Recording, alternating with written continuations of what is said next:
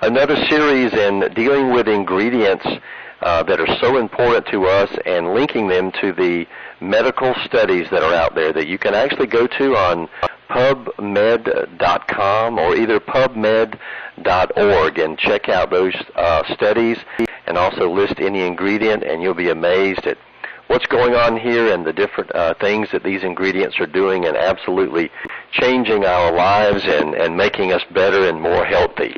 And tonight we have a very, very special call tonight with Dr. Rouse on our third series of ingredients on with medical studies.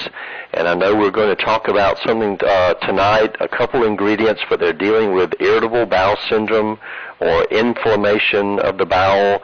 And I know there's a lot of problems that people are having with acid reflux and IBS and Crohn's and various things that are really just making life, so tough. And we're finding out that there are some natural ingredients out there that are absolutely changing the way things are for people. And we appreciate Dr. Rouse getting on the call with us tonight and talking about those ingredients. And again, those two ingredients will be aloe and ellagic acid. So tonight, let's go ahead and turn our call over to Dr. Rouse. He is a doctor of natural medicine. He is also a registered pharmacist and an ordained minister, and also the medical advisor for Xperia Worldwide. And it's our pleasure to introduce Dr. Rouse. Dr. Rouse, are you with us? Hey, Jack. You know what? Bellyache would be no fun, so we've got some encouraging hope and good news for those who suffer from the bellyache. Irritable bowel syndrome. As a pharmacologist and looking at what you're talking about, double-blind medical studies, PubMed.com, and all we're doing is entering into the world of medicine that has already done the clinical research on aloe and the amazing power behind ellagic acid. These doctors, these scientists, these PhDs, these trained in the medical profession, but also very much into the university standard of setting the pace to do it right. They have literally found that the inflammatory things, the itis, the colitis, like colitis means inflammation of the colon, and they're finding that, yes, aloe vera and ellagic acid really do help. So let's start at the top of the list then.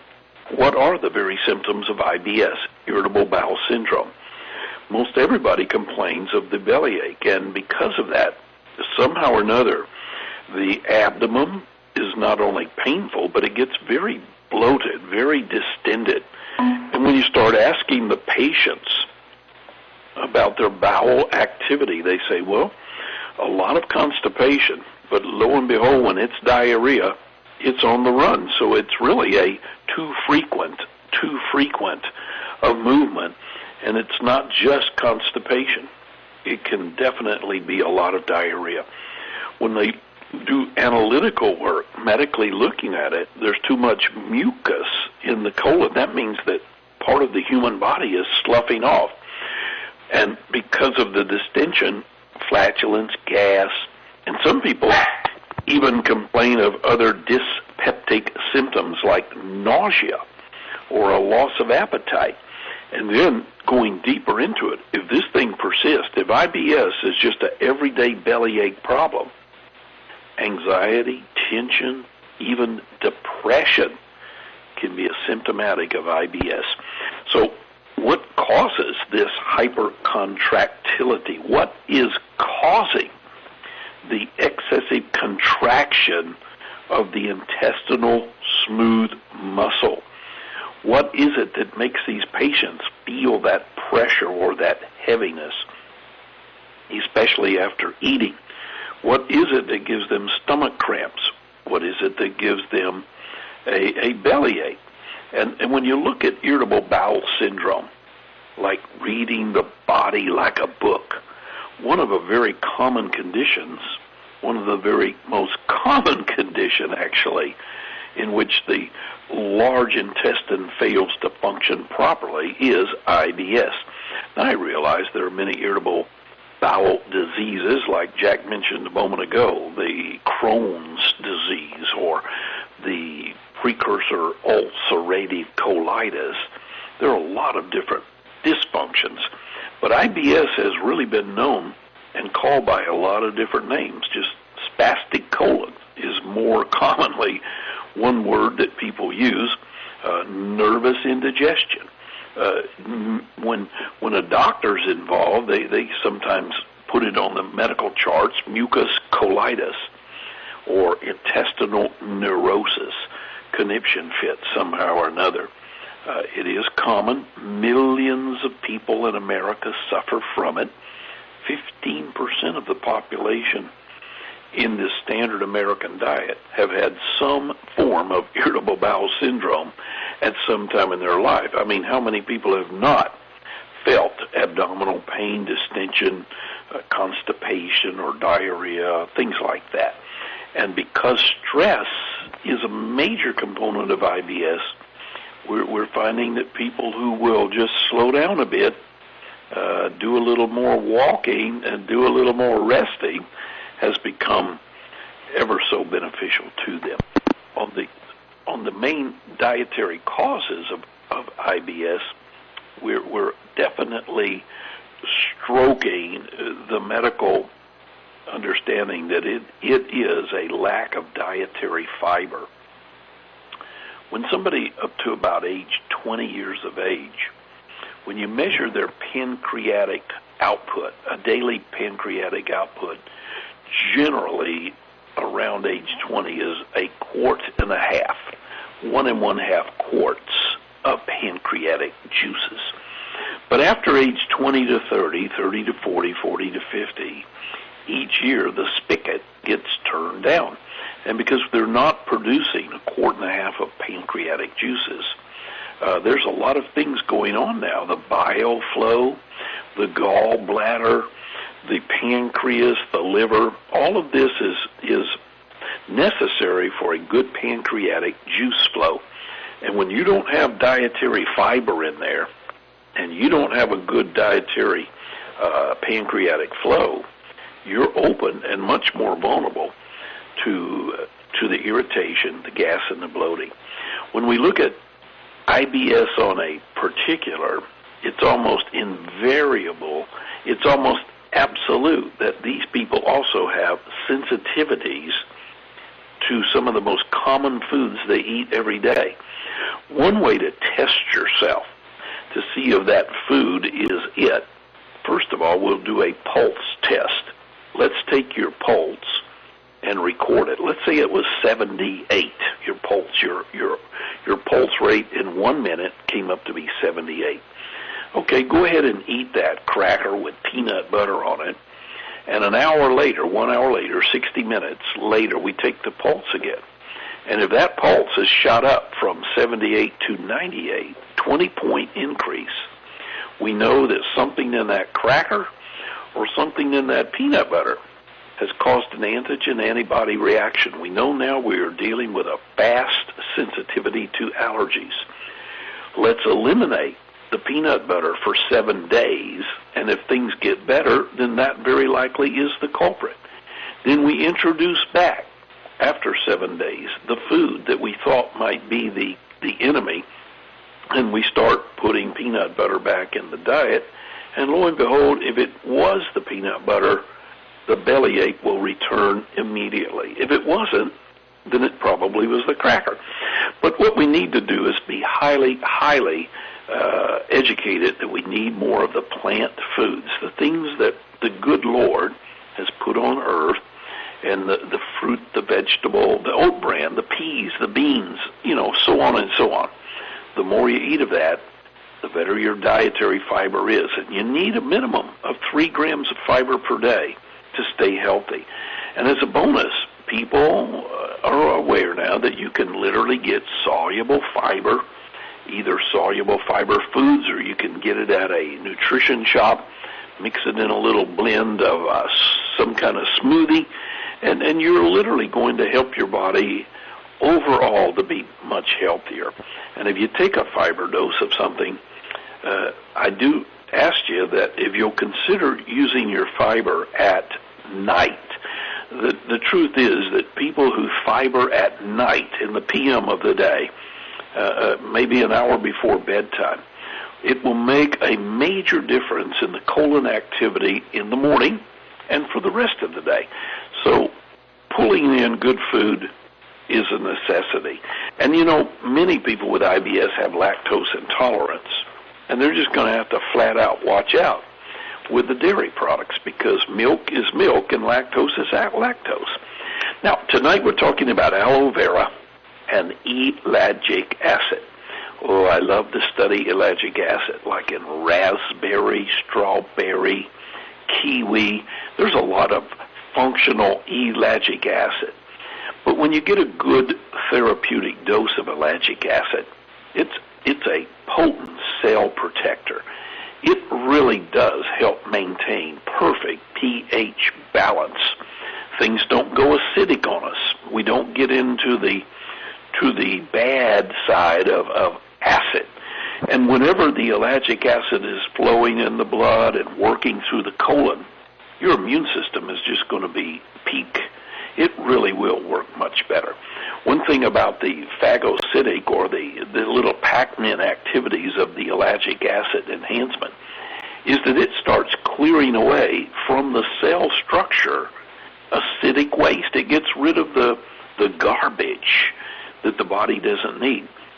And among the most potent of all naturally occurring plant antioxidants is ellagic acid. It's being studied. If you look on those PubMed studies that Jack posted a moment ago, it's anti-mutagen. That means a mutagenic is a cancer-causing something another. And to be anti-cancer causing something another is a good thing. Ellagic acid is very healthy. It has antibacterial, antiviral qualities.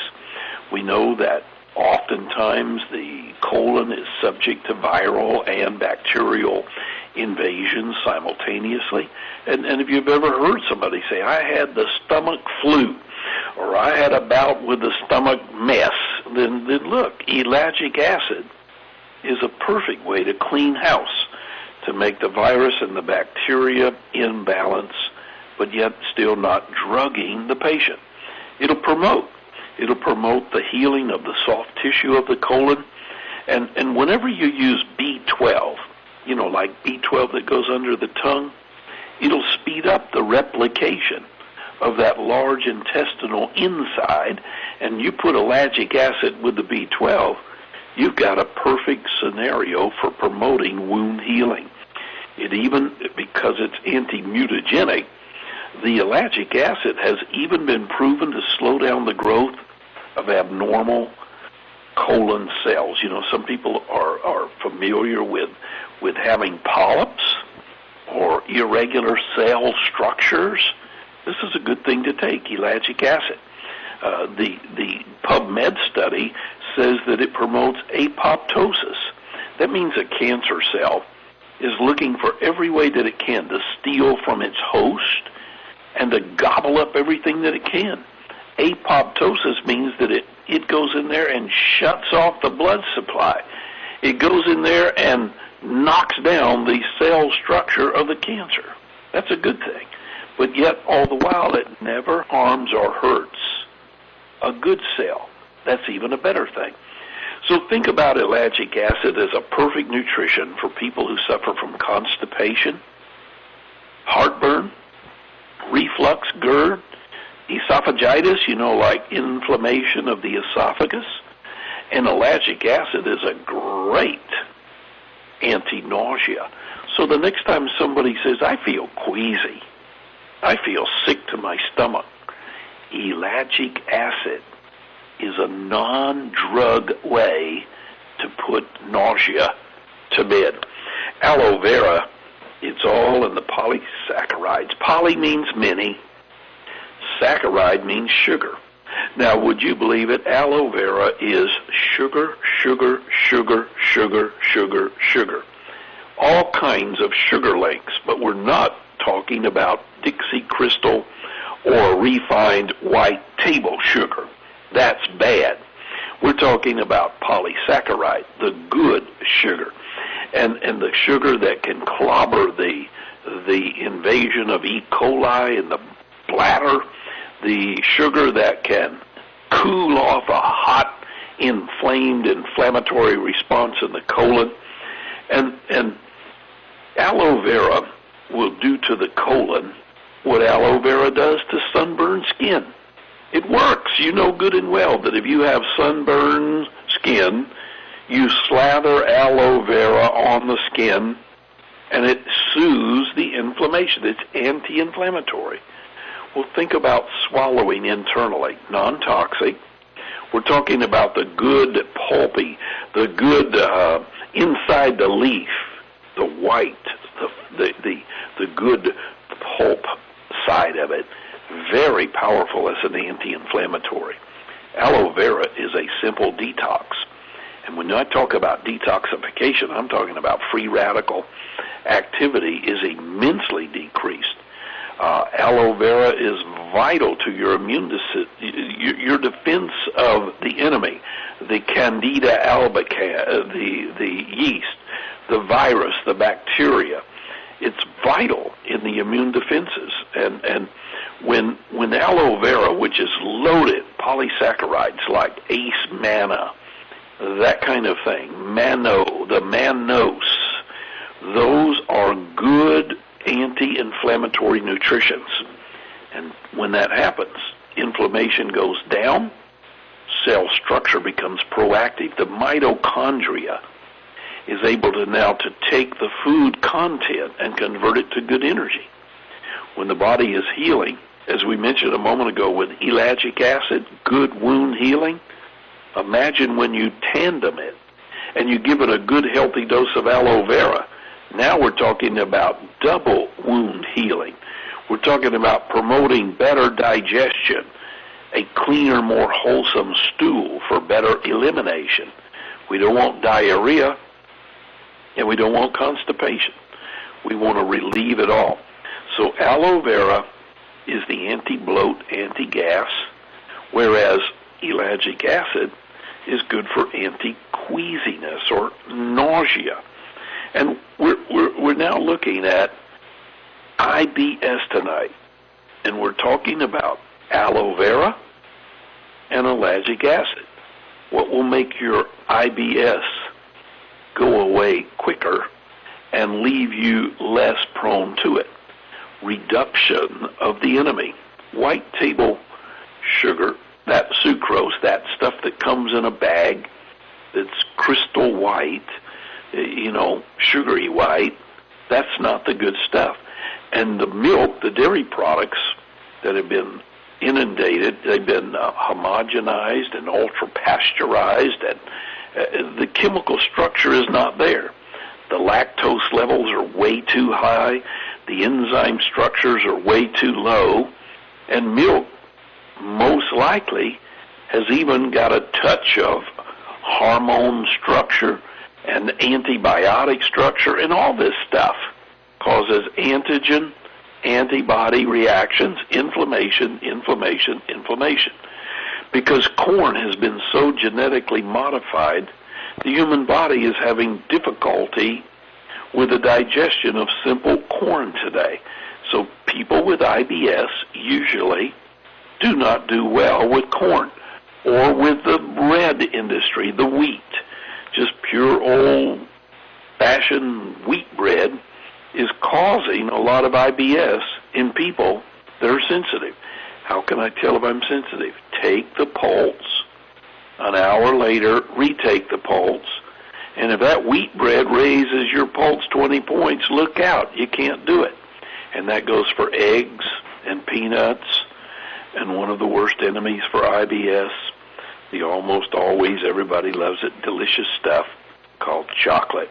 Now, in my medical books, when I study IBS, one of the first things I do is to see what my doctor friends, my physician friends, are into. And the mint is still the number one nutrition for IBS that's not curtailed or absolutely stymied with aloe vera, and ellagic acid, and peppermint oil. I like to use peppermint oil in an enteric coated. I never allow peppermint oil to be taken by mouth unless it's enteric coated, because we want to bypass the esophagus and the stomach. We only want it to break down way down in the lower intestine. And it'll improve the rhythmic contractions of the intestinal tract. It literally relieves intestinal spasm better than anything I've ever seen. And when peppermint oil is mixed with caraway oil and oregano oil, that menthol from the peppermint and the carbon from the caraway are so neat, because, again, going back to a PubMed study, we have found that peppermint oil mixed with caraway oil can dissolve gallstones.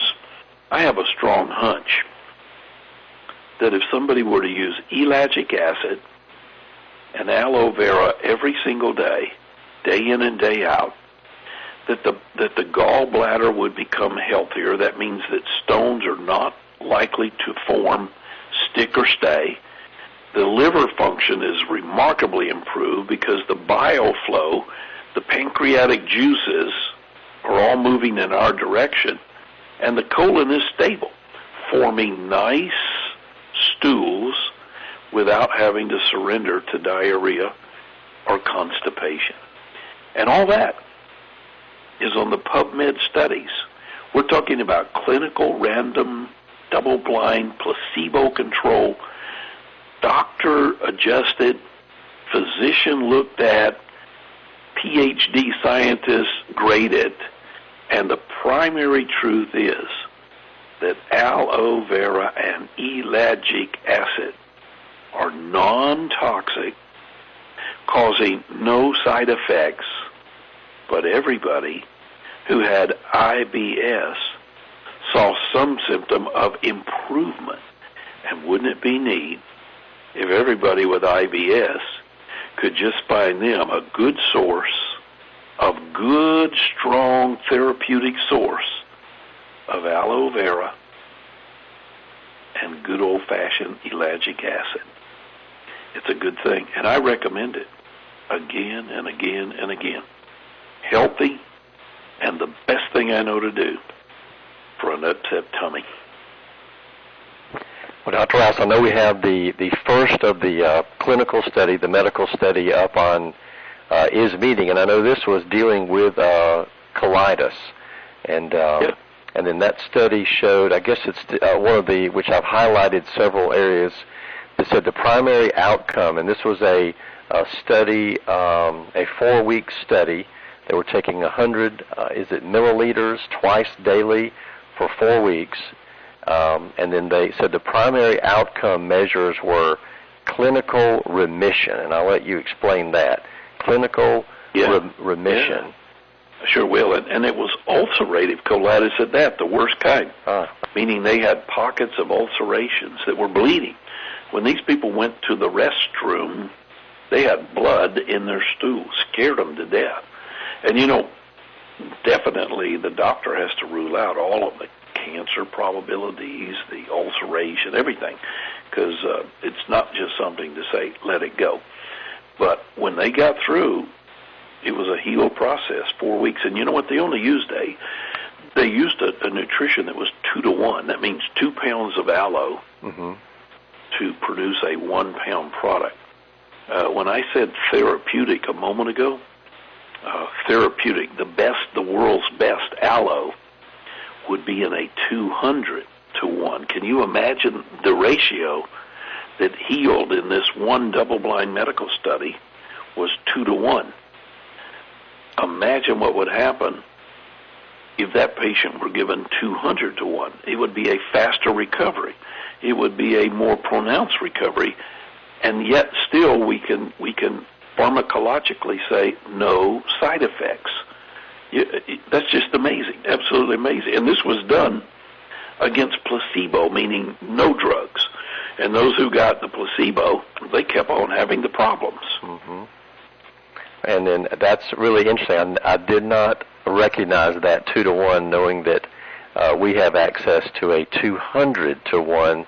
So you're saying they used an aloe that every 2 pounds they would create 1 pound of the aloe, and we have access to the 200 pounds to make 1 pound, which I'm assuming it makes it almost 200 times stronger.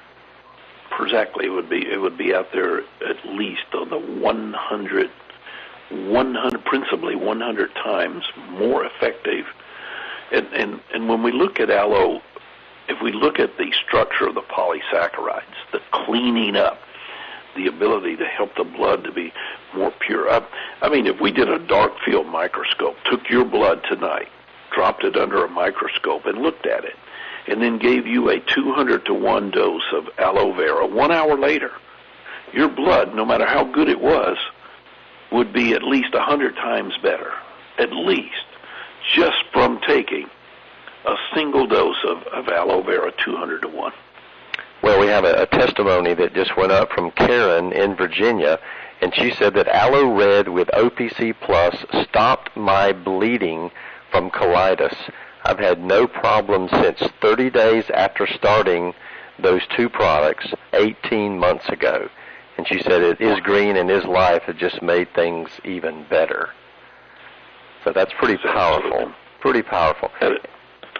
That is absolutely amazing. And again, you know, when you look at such, Queen Mary School of Medicine is one of the most renowned medical schools in the world. So it's not just a something; it's really something. Yeah. And then we had another question too, and we'll run on to one more slide of the ellagic acid or clinical study. But Linda Balk wanted to know, she said that she recommended aloe red and OPC Plus to a nurse today for Crohn's disease. Was this the correct recommendation? Sure, why not? Yes, there would be no complications there at all, and at least that way, that patient is getting whole food. And in the whole food spectrum, the bodies get neutronized. The body's able to absorb and assimilate.